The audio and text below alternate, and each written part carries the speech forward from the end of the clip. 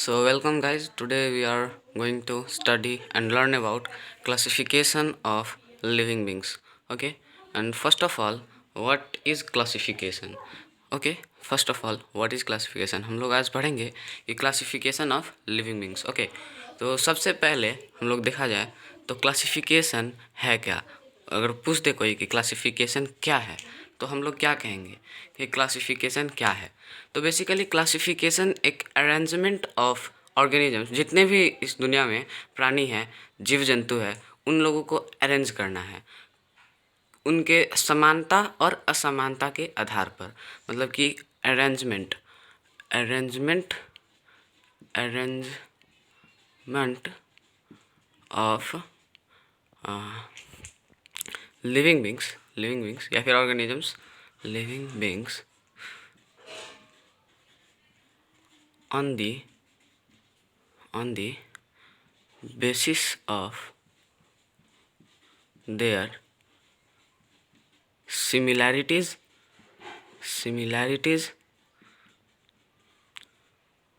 and dissimilarities. Okay, dissimilarities.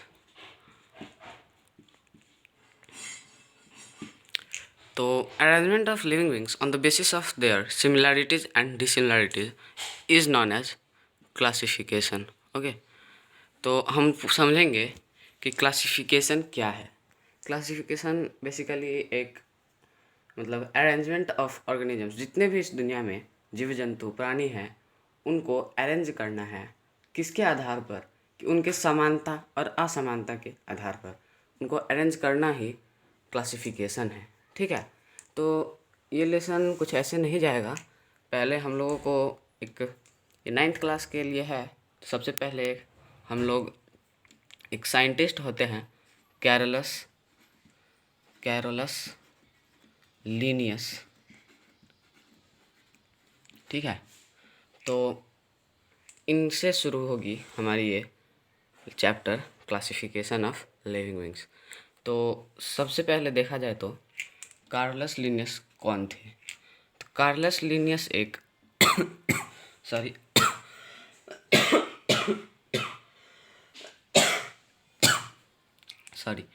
तो Carolus Linnaeus जो हमारे थे वो एक स्वीडिश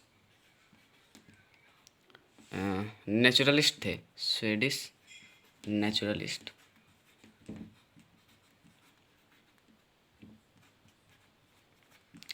नेचुरलिस्ट थे, जिनको कि हम लोग father of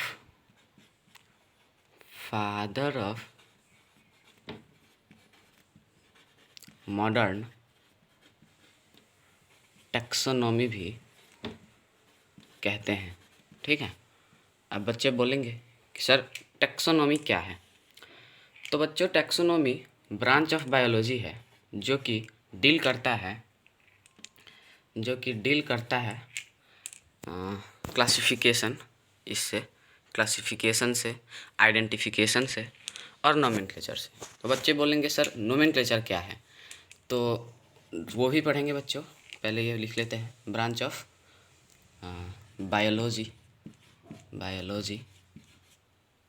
which deals with the classification,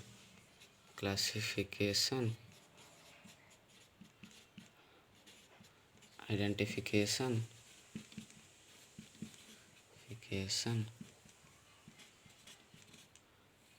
and nomenclature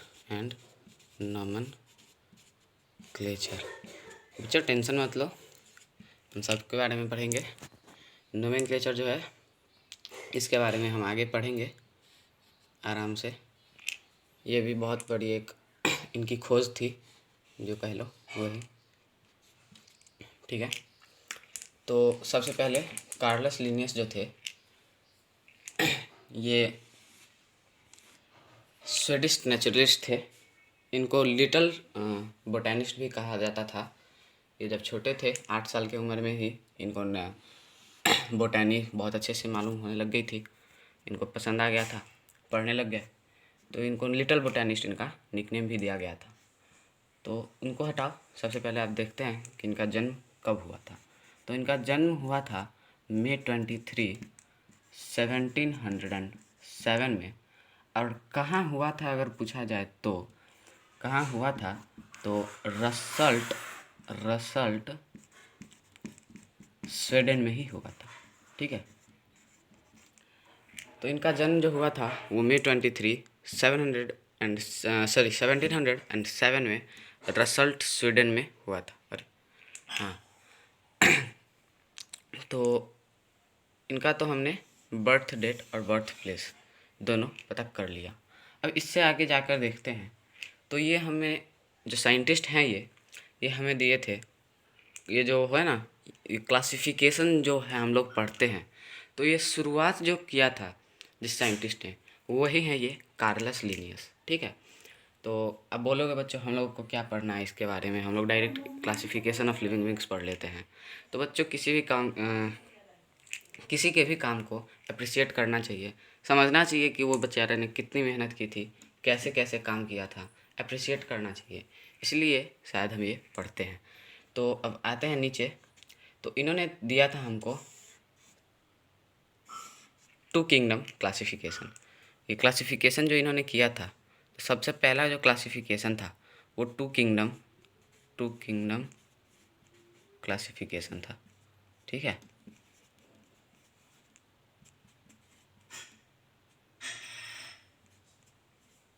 ठीक है ना, टू किंगडम क्लासिफिकेशन। ठीक है, तो जिसमें दोनों किंगडम जो है सबसे पहले आ जाता था हमारा प्लांटेई और दूसरे नंबर पे आता था एनिमेलिया। ठीक है, तो मतलब इन्होंने जितने भी ऑर्गेनिज्म है इस अर्थ सरफेस पर, उनको टू किंगडम्स में डिवाइड कर दिया। पहला प्लांटेई और फिर एनिमेलिया। तो प्लांटेई का मतलब तो आप लोग भी समझते ही होंगे, जो प्लांट होते हैं वो, और एनिमेलिया का मतलब जो एनिमल होते हैं वो। तो बच्चों अभी अभी कोरोना से हम लोग जूझ कर निकल चुके हैं, मतलब फिर भी आ रही है, पर उस पर गौर ना करते हुए मैं ये बताना चाहता हूँ कि इन्होंने बैक्टीरिया दिया ही नहीं। कहाँ है बैक्टीरिया? ना इसमें जा सकता है, ना इसमें जा सकता है, ना इसमें है, ना इसमें है। ना बैक्टीरिया को बताया कहाँ है, ना वायरस को बताया कहाँ है। ठीक है, तो प्लांटेई और एनिमेलिया इन्होंने दो किंगडम्स में डिवाइड किया था पूरे के पूरे ऑर्गेनिजम्स को। ठीक है, पर इनका जो ये था, ये कुछ बहुत दिनों तक चला, तो पर पता ही है कि मिस्टेक है। तो हमारे एक और साइंटिस्ट है, उन्होंने बता दिया कि भैया आपका मिस्टेक जो है यहाँ पे है, अब इसको इतना बढ़ाना पड़ेगा। तो वो भी पढ़ेंगे हम लोग। पहले आते हैं इन्हीं के द्वारा दिया हुआ एक और चीज़, जिसको हम लोग नोमेनक्लेचर कहते हैं। ठीक है, नोमेनक्लेचर कहते हैं। तो नोमेनक्लेचर के बारे में पढ़ने के लिए, नोमेनक्लेचर बहुत सिंपल सा चीज़ है। जैसे कि आपका कोई दोस्त है आपके ही स्कूल में। ठीक है, अब आपका ही कोई दोस्त है आपके स्कूल में, जो कि आपके ही कंट्री से, मतलब उसी कंट्री के किसी और क्षेत्र से है, आता है, और वही दोस्त किसी एक जानवर को एक नाम से, मतलब कि ये मान लो ये एक एनिमल है, इसको वो आपका दोस्त किसी और नाम से बुला रहा है, फिर आप किसी और नाम से बुला रहे हो। ठीक है, तो इसमें क्या होता है, कन्फ्यूज़न क्रिएट होता है। तो इसी कन्फ्यूज़न को क्लियर करने के लिए, एब्थेट करने के लिए, हमारे कार्लस लिनियस साइंटिस्ट जो थे, उन्होंने एक बहुत अच्छा सा चीज़ लाया, नोमेनक्लेचर, बेसिकली बाइनोमियल नोमेनक्लेचर। ठीक है, बाइनोमियल नोमेनक्लेचर। ठीक है, ठीक है ना, बाइनोमियल नोमेनक्लेचर इन्होंने लेके आए। और बाइनोमियल नोमेनक्लेचर, बच्चों पूछोगे कि बाइनोमियल नोमेनक्लेचर है क्या?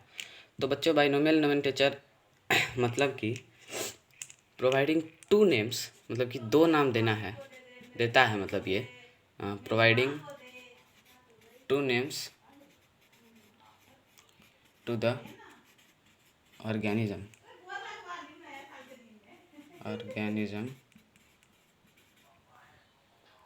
one related to एक उसके जेनस के हिसाब से, एक जेनस के रिलेटेड, और another and another and another related to क्या, स्पीसीज। हम लोगों ने genus, species, phylum, kingdom, order, family, इन सब के बारे में 8 क्लास में भी पढ़ा होगा या फिर छोटे क्लास में पढ़ा होगा। पर जिन बच्चों को याद नहीं है ठीक से, उनके लिए भी कुछ है हमारे पास, हम बता देते हैं जेनस स्पीसीज क्या है। तो पहले ज़रा इस बोर्ड को हम क्लियर कर। सो गाइज, हमारा बोर्ड जो है सो क्लियर हो चुका है, और हम लोग पढ़ रहे थे किसके बारे में, तो बाइनोमियल नोमेनक्लेचर के बारे में। और इसके अंदर हम लोग ने पढ़ा कि 2 नेम देता है, 2 नेम्स प्रोवाइड करता है, provides 2 names to the organism, okay, 1 related to genus, ठीक है, ठीक है, another related to and an another related to species, ठीक है। थोड़ा सा मार्कर नहीं ठीक से चल रहा है, कोई बात नहीं, मैनेज करेंगे हम लोग। SPECIES, ठीक है ना, दिख रहा है आपको, ओके। तो provide 2 names to the organism, 1 related to genus and another related to species. अब बच्चे बोलेंगे कि सर हम तो जेनस और स्पीसीज के बारे में पूरा भूल ही चुके हैं। तो कोई बात नहीं, हम बताएंगे आपको, और जिन जिन बच्चों को याद है उनके लिए तालियां। जेनस और स्पीसीज हम लोग ने पढ़ा है कि क्लासिफिकेशन जो होता है ना, उसमें बहुत सारे चीज़ आते हैं, जैसे कि डोमेन आएगा, 9th क्लास में से चार्ट बना के देगा आपको, domain, kingdom, domain, kingdom, phylum, उसके बाद आ जाएगा आपका ऑर्डर, नहीं, आप उसके बाद आएगा आपका क्लास, उसके बाद आएगा ऑर्डर, ठीक है, उसके बाद आएगा फैमिली, ठीक है, उसके बाद आएगा 3 3 6 7 8 2 और के जेनस, और लास्ट में आएगा स्पीसीज। तो बच्चों ये जो स्पीसीज है, ये स्मॉलेस्ट यूनिट ऑफ क्लासिफिकेशन है, ठीक है, स्मॉलेस्ट। ये आप 11th क्लास में जाओगे तो ये सब आपको बहुत अच्छे से पढ़ाई होगा। इसके अंदर कौन कौन से, जैसे हमारे, आप समझो इसको, सॉरी ब्लर क्यों हो रहा है जी, हाँ, ये जो किंगडम है, किंगडम के अंदर ब्लर, ये जो किंगडम है इसके अंदर हम लोग बहुत सारे चीज़ पढ़ते हैं, जैसे कि किंगडम के अंदर हम लोग पढ़ते हैं मोनेरा, प्रोटिस्टा, एनिमिलिया, फंगी, प्लांटेई।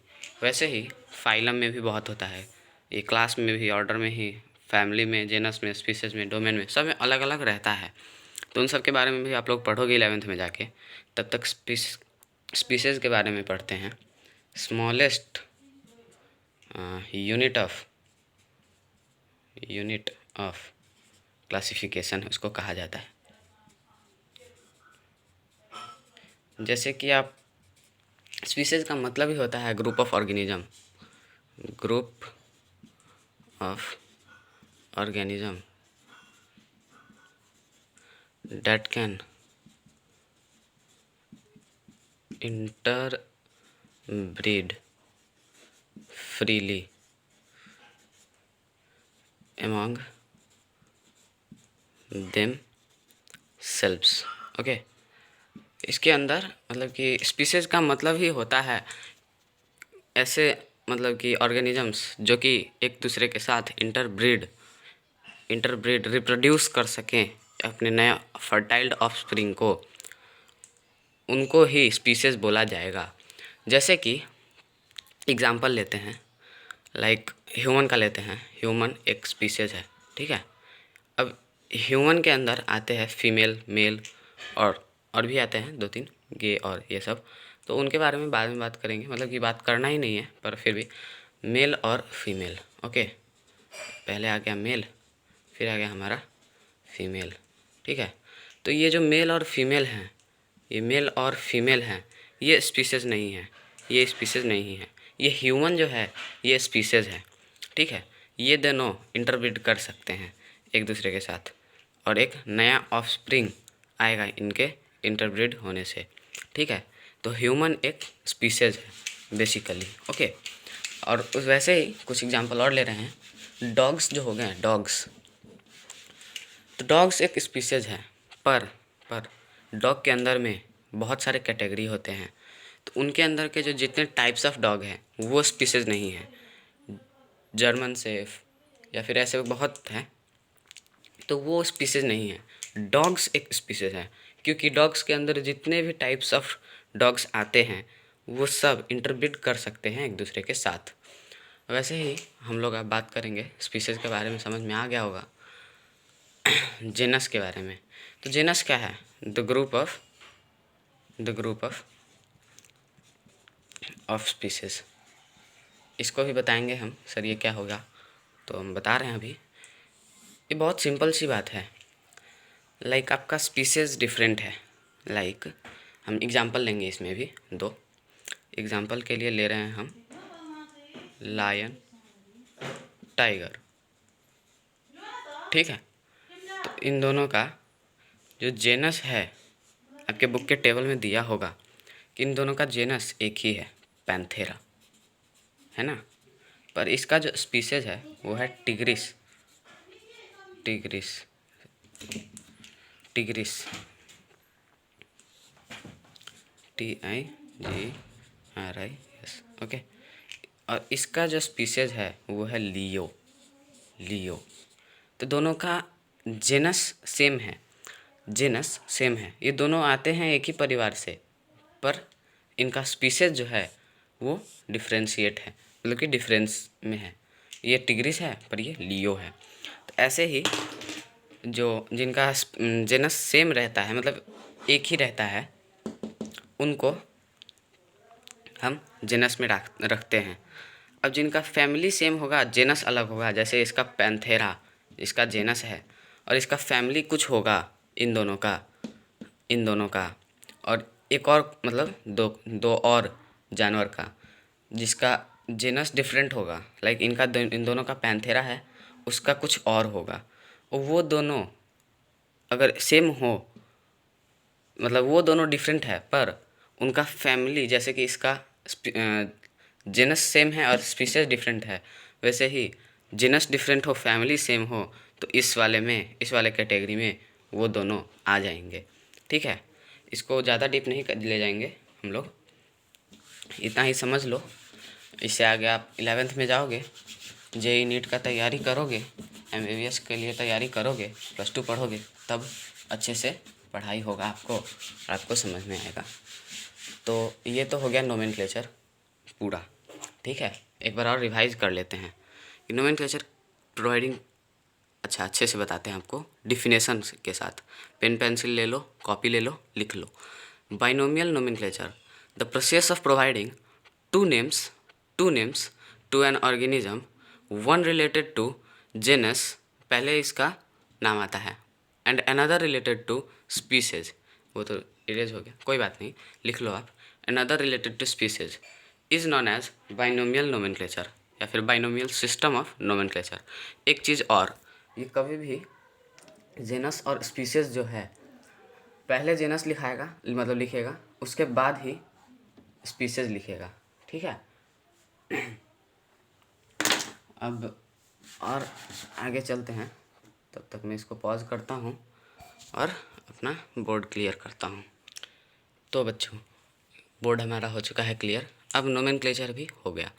उसके बाद हम लोग पढ़ रहे थे कि 2 किंगडम क्लासिफिकेशन, जो कि क्लासिफाई नहीं कर पाया सारे ऑर्गेनिजम्स को, तो इसके वजह से एक और आया जो कि है 5 किंगडम क्लासिफिकेशन। और इसको किसने दिया था? तो इसको दिया था RH विटेकर जी ने, RH विटेकर। ओके, अब RH विटेकर जो थे, इनको टू किंगडम क्लासिफिकेशन उतना नहीं भाया, तो इसके वजह से इन्होंने दिया 5 किंगडम क्लासिफिकेशन। पर टू किंगडम क्लासिफिकेशन भी बहुत दिनों तक चला, ठीक है। इससे आपको पता चलेगा कि कितने दिनों तक चला। इन्होंने दिया है 5 किंगडम क्लासिफिकेशन। और कब दिया था, तो इन्होंने दिया था इसको 1969 में। तो आप समझ सकते हो उनका जन्म हुआ था 1707 में, और इन्होंने ये दिया 1969 में, ठीक है। तो इससे आपको पता चलेगा कि कितना ज़्यादा दिन तक चला था टू किंगडम क्लासिफिकेशन। अब आते हैं 5 किंगडम क्लासिफिकेशन में। 1 2 3 4 5। सबसे पहले आता है इसमें मोनेरा। ओके, इनके बारे में भी डिटेल में जाएंगे। वीडियो थोड़ी बड़ी हो रही है, कोई बात नहीं है, आराम से बैठ जाओ एक जगह, कॉपी पेन ले लो और पढ़ने बैठ जाओ अच्छे से। मोनेरा, प्रोटिस्टा, आप लोगों को इन सभी का नोट्स अच्छे से मिल जाएगा, टेंशन मत लो। मोनेरा, प्रोटिस्टा, उसके बाद आ जाएगा हमारा एनिमेलिया, उसके बाद फंगी, ओके, उसके बाद प्लांटेई। ओके, हमारा 5 किंगडम क्लासिफिकेशन में ये कुछ 5 किंगडम्स रहते हैं। सबसे पहले आता है हमारा मोनेरा, उसके बाद प्रोटिस्टा, फिर एनिमेलिया, फंगी और प्लांटेई। देखो उनका भी दोनों है, एनिमेलिया और प्लांटेई दोनों है, पर इसमें 3 और किंगडम्स हैं। ओके, तो सबसे पहले हम लोग बात करेंगे किंगडम मोनेरा की।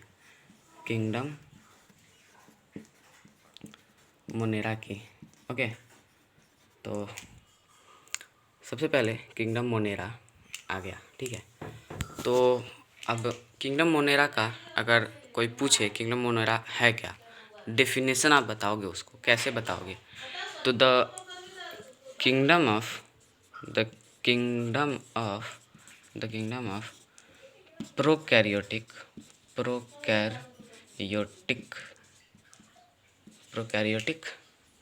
यूनिसेलुलर, ठीक है, prokaryotic unicellular organism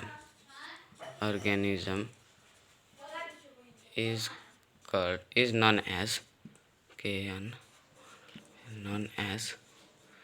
known as kingdom Monera. Okay, writing उतना अच्छा नहीं है, बोर्ड पे आदत नहीं है लिखने का, इसकी वजह से हो रहा है, कोई बात नहीं। Kingdom of prokaryotic unicellular organism is known as kingdom Monera. तो अब बच्चों बोलोगे कि प्रोकैरियोटिक क्या है सर? तो प्रोकैरियोटिक मतलब कि ऐसा ऑर्गेनिज्म जिसके सेल में न्यूक्लियस नहीं रहता। हमने बच्चे से ही पढ़ा है कि प्लांट सेल हो ऐसे रहता है, कुछ ऐसे स्क्वायर में, रेक्टेंगल में प्लांट सेल हो, या फिर एनिमल सेल जो कि सर्कल में, न्यूक्लियस दोनों में रहेगा, ठीक है, ऐसे कुछ, पर न्यूक्लियस दोनों में रहता है। पर यहाँ पर बात कुछ ऐसा नहीं है। यहाँ पर बताया गया है कि एक प्रोकैरियोटिक ऑर्गेनिज्म है जिसके पास एब्सेंस ऑफ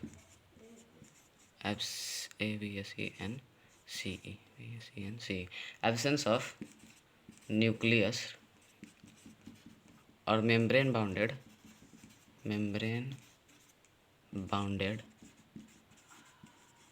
सेल ऑर्गेनल्स है, ठीक है। Absence of nucleus, true nucleus, membrane, true nucleus, ये आपको मिल जाएगा सारा नोट अच्छे से।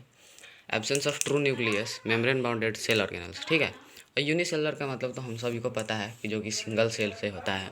तो हम लोग ये समझेंगे कि एक बैक्टीरिया है एक तरह से। ये मोनेरा मतलब कि बैक्टीरिया, इसके अंदर 3-4 टाइप के बैक्टीरिया आएंगे, ठीक है। अब आगे बढ़ते हुए डेफिनेशन में कि is known as kingdom Monera, ठीक है। They lack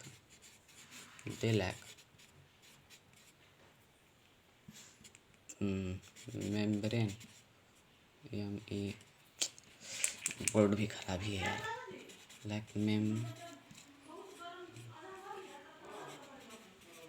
membrane bounded cell और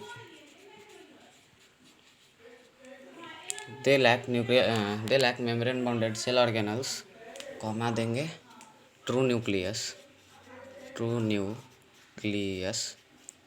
and poses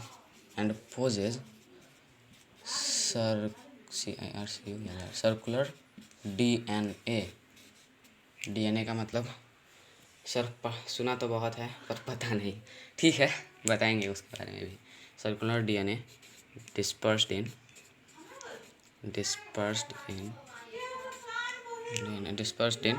cytoplasm.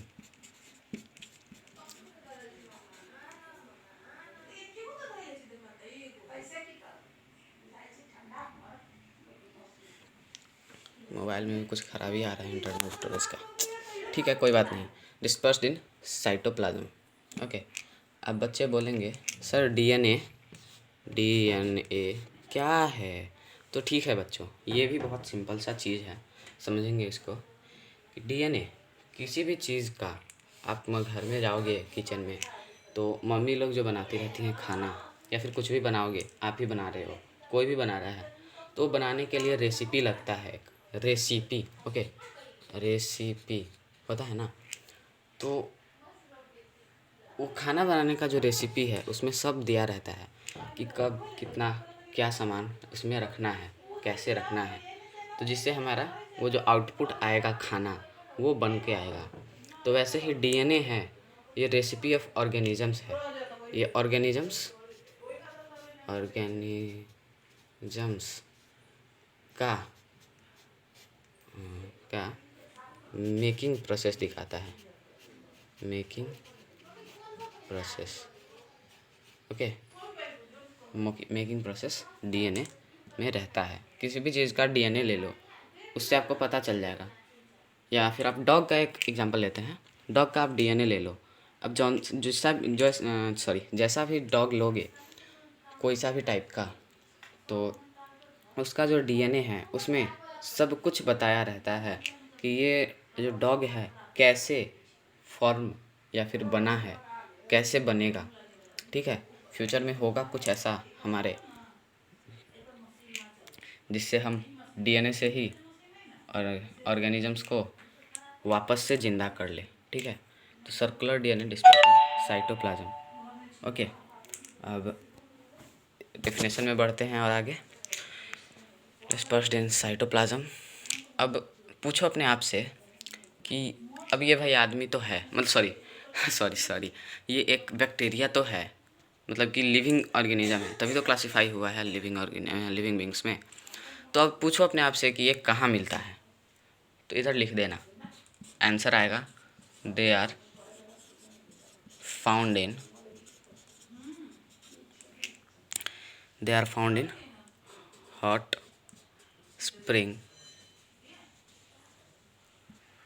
Snowy area, या तो बहुत गर्म जगह पे मिलेगी, हॉट स्प्रिंग्स मतलब कि hot springs, snowy area, okay, या फिर डीप ओशियन, या फिर नहीं, तीनों जगह पर मिलती है ये कोई एक चीज़ थोड़ी है, चारों तरफ मिल जाती है डीप ओशियंस, ठीक है।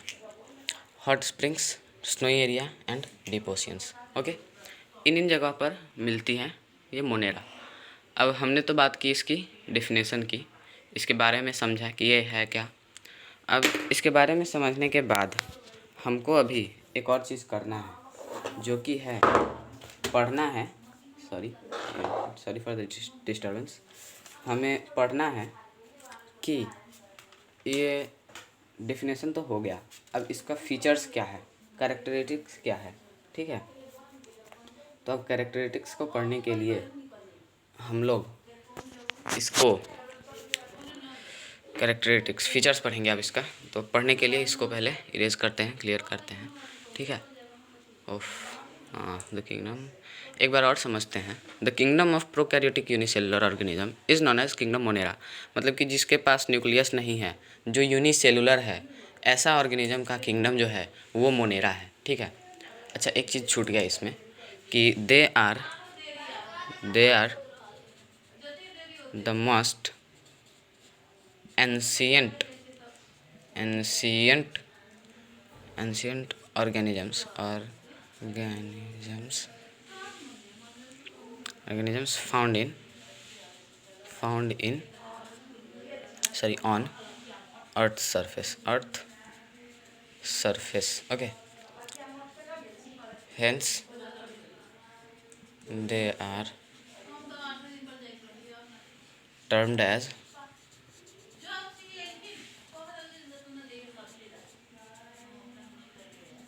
primitive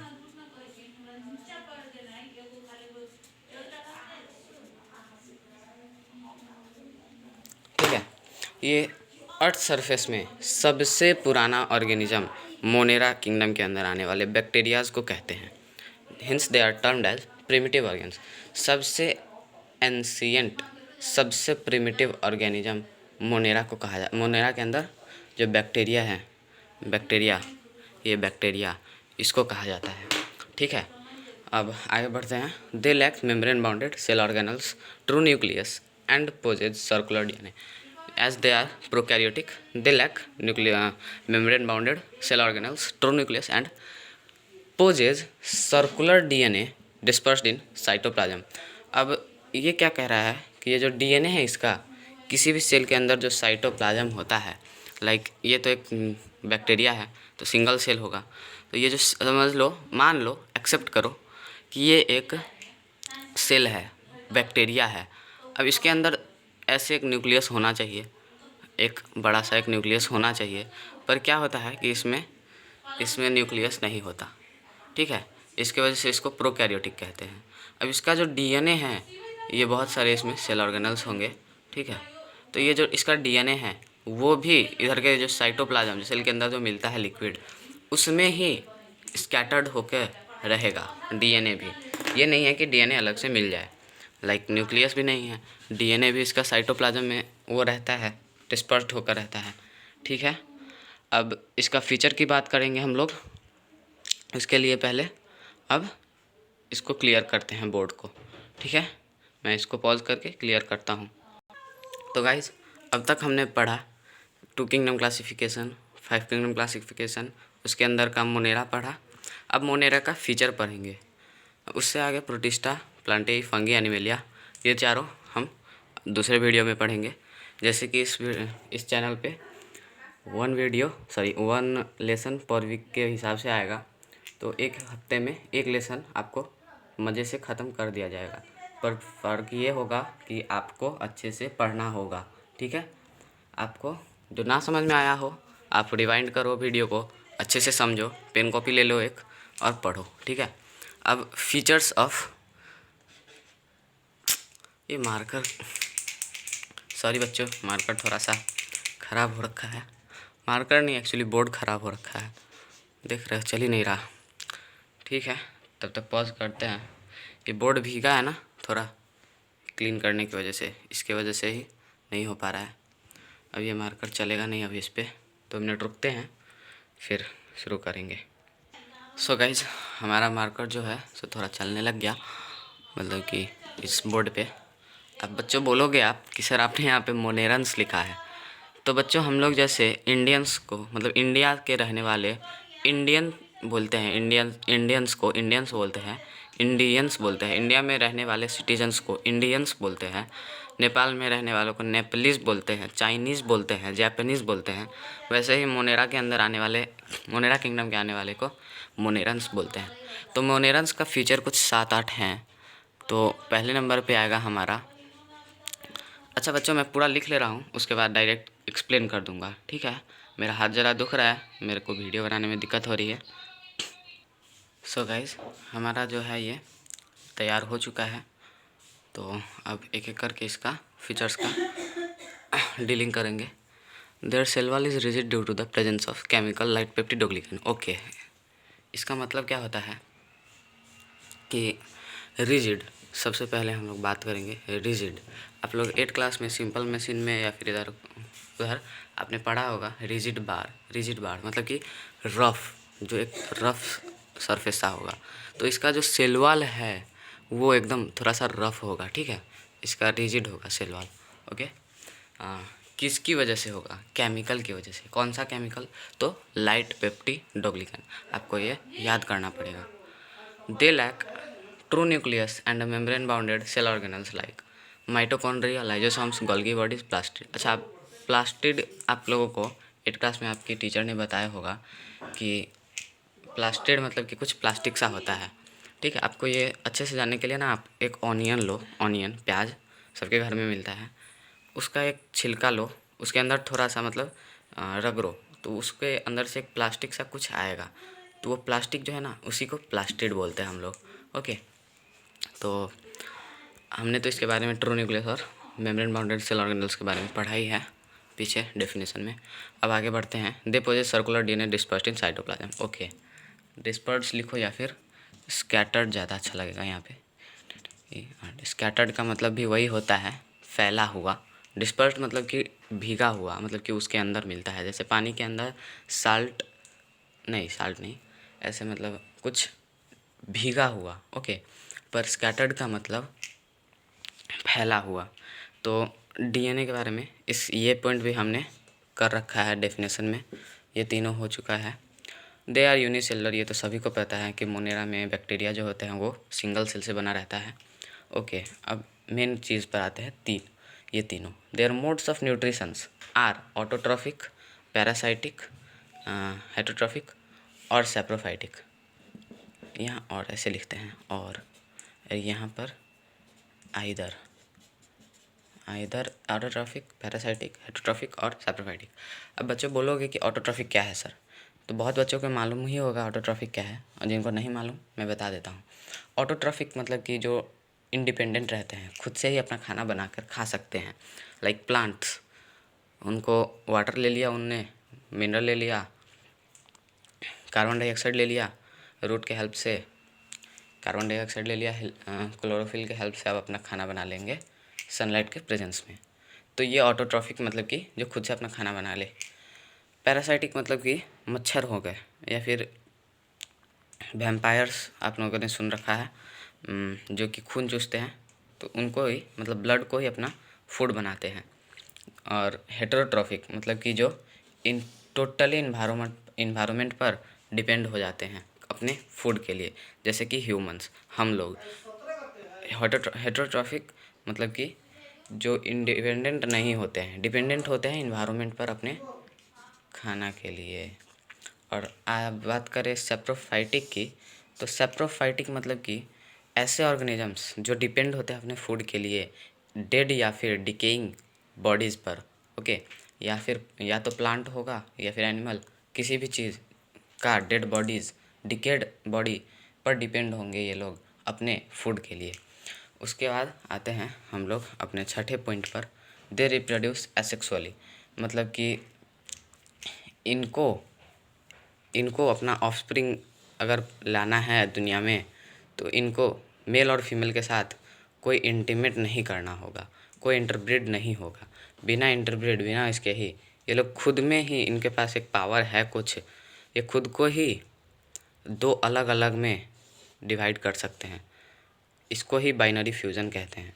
फ्यूज़न का मतलब आप लोगों को पता होगा, केमिस्ट्री में पढ़ा है, वन कॉम्प्लेक्स मटेरियल टू तेरी का वन कॉम्प्लेक्स मटेरियल टू और मोर सिंपलर मटेरियल्स। ओके, तो यही होता है, एक ऑर्गेनिज्म, दो अलग अलग ऑर्गेनिज्म खुद जैसे ही सेम टू सेम ऑर्गेनिजम्स बना ले, यही होता है बैक्टीरियाज में। उसको ही बाइनरी फ्यूज़न या फिर बडिंग कहते हैं। यहाँ ये लोग एसेक्सुअली रिप्रोड्यूस करते हैं। तो ये पॉइंट भी हमारा हो चुका है। अब सबसे लास्ट पॉइंट पे आते हैं। They are decomposers as they decompose complex material into simpler form. अभी हमने बात किया था कि ये लोग सेप्रोफाइटिक है, कभी कभार सेप्रोफाइटिक रहते हैं, जो कि डेड और डिकेड बॉडीज़ पर अपना फूड लेते हैं वहाँ से। तो ये वही जो फूड लेते हैं ना, वही डिकम्पोजर्स हैं, ठीक है। जो फूड ले रहे हैं, जो सेप्रोफाइटिक है, उसी को हम डिकम्पोजर्स बोलेंगे। तो ये डिकम्पोजर्स है क्यों? क्योंकि ये कॉम्प्लेक्स मटेरियल, यानी कि कोई भी एनिमल या फिर प्लांट मर गया तो वो धीरे धीरे सड़ना चालू हो जाता है। तो वो सड़ना जो होता है वो डिकम्पोज होने लगता है, तो वही कॉम्प्लेक्स मटेरियल से सिंपलर फॉर्म में हो जाता है, जो कि डिकम्पोज होकर सड़ कर इन्वायरमेंट में ही मिल जाता है। क्यों? क्योंकि वो कॉम्प्लेक्स था पर धीरे धीरे वो सिंपलर फॉर्म में आ गया, तब तो इन्वायरमेंट में मतलब कि मिल गया। तो ये होता है डिकम्पोजर्स की वजह से। ठीक है गाइस, फीचर्स ऑफ मोनेरंस अब यहाँ तक है। ओके, फीचर्स ऑफ मोनेरंस भी हमारा हो चुका है। अब आएंगे हम लोग प्रोटिस्टा में। वीडियो 40 मिनट का कुछ हो चुका है। अब अगले वीडियो में हम लोग प्रोटिस्टा, फंगी, प्लांटेई और एनिमेलिया का पढ़ लेंगे। तब तक के लिए बाय। पढ़ो अच्छे से, और जहाँ समझ में आया हो तो रिवाइंड करो या फिर कमेंट करो। तब तक के लिए बाय बाय।